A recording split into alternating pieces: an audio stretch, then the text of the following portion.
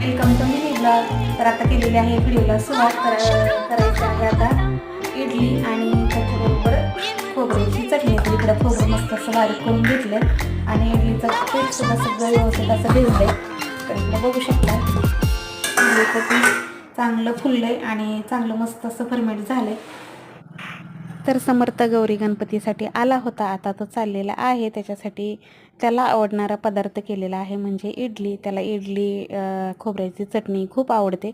त्याच्यासाठी झटपट अशी पटकन रात्रीचं पीठ सगळं वाटून ठेवलं होतं आणि त्याच्यासाठी इडली केलेली आहे. तर इकडे बघा चटणीसाठी साहित्य घेतलेलं आहे. इकडं शेंगदाणे, फुटाण्याची डाळ, हिरवी मिरची आणि ओलं खोबरं. मस्त अशी चटणीला फोडणी दिली. या सगळी इडली खायला आणि तेवढं झटपट लाईक करा आणि चॅनलला सबस्क्राईब करायला विसरू नका.